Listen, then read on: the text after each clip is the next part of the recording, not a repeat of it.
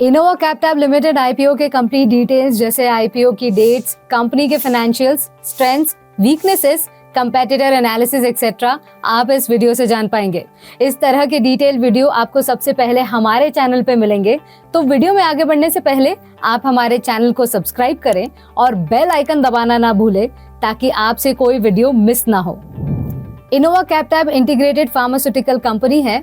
Innova pharma industry के सभी value chain segments में प्रेजेंट है, जैसे कि R&D, manufacturing, drug distribution, marketing and exports. Company के बिजनेस मॉडल के 3 सेक्शन है। CDMO यानी contract development and manufacturing organisation, जो इंडिया की फार्मा कंपनीज के लिए कॉन्ट्रैक्ट बेसिस पे ड्रग्स बनाती है। दूसरा, कंपनी इंडियन मार्केट में जेनेरिक ब्रांड सेल करती है। तीसरा, इनोवा इंटरनेशनल मार्केट्स में भी ब्रांडेड जेनेरिक्स प्रोवाइड करती है। इनोवा अपने सेगमेंट में इंडिया की लार्जेस्ट कंपनीज में से एक है। कंपनी के पास 182 CDMO कस्टमर्स हैं। इंडिया के डोमेस्टिक फॉर्मुलेशन मार्केट की लार्जेस्ट 15 फार्मा कंपनीज में से 14 इनोवा के क्लाइंट बेस में शामिल हैं। कंपनी के पास 5000 डिस्ट्रीब्यूटर्स, स्टॉकिस्ट और ओवर 1,50,000 रिटेल फार्मेसीज का नेटवर्क है। इसके अलावा इनोवा 20 से ज्यादा कंट्रीज में एक्सपोर्ट भी करती है। कंपनी का core strength in house research and development है। कंपनी की हिमाचल प्रदेश में dedicated government recognised R&D laboratory है with a team of 30 scientists and engineers. Himachal Pradesh में इनकी 2 मैन्युफैक्चरिंग फैसिलिटीज और एक new facility is planned in Jammu. Company के टॉप क्लाइंट्स में रेप्यूटेड नेम्स शामिल हैं, जैसे Cipla, Glenmark, Wockhardt, Emcure, Lupin limited, Juventus etcetera. Recently company ने लिस्टेड कंपनी शेरन बायोमेडिसिन को अक्वायर किया है।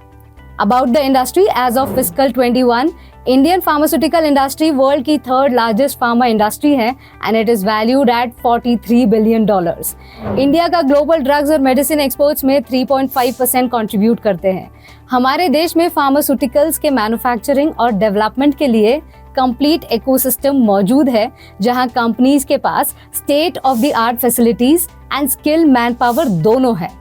Domestic formulations market is expected to grow at 10 to 12% CAGR over 21 to 26. इसके main reasons हैं improved life expectancy, rising income levels and awareness about health. इसके अलावा India में insurance penetration बढ़ने से हेल्थ केयर ज्यादा एक्सेसिबल होगा। सेडेंटरी लाइफस्टाइल्स और पुअर डाइटरी हैबिट्स के कारण क्रोनिक डिसीजेस बढ़ रही हैं, which will require care and management in future.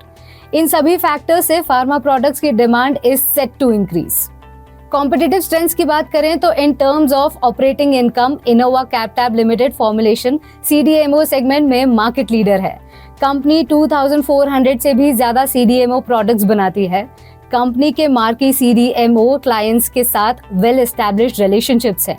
In terms of finish tablet and capsule manufacturing capacity in India, Innova अपने पीयर ग्रुप में 3रे नंबर पर है। एफिशिएंट मैन्युफैक्चरिंग कैपेसिटी से ये लार्ज वॉल्यूम्स प्रोड्यूस कर पाते हैं और अपने क्लाइंट्स के रिक्वायरमेंट्स को फुलफिल करते हैं। अब हम रिस्क्स की बात करेंगे। अगर रिस्क की बात करें तो इंडिया में डोमेस्टिक फॉर्मुलेशंस इंडस्ट्री फ्रेगमेंटेड है with 400 organised players and 15,000 unorganised players. Hence competition is very high in this segment. Company के पास लिमिटेड नंबर CDMO कस्टमर्स हैं which can be risky if client moves out. Company के future success के लिए अपनी R&D activities पर dependent है। अगर न्यू प्रोडक्ट सक्सेसफुली डेवलप ना हो पाए तो इसका इम्पैक्ट बिजनेस पर हो सकता है।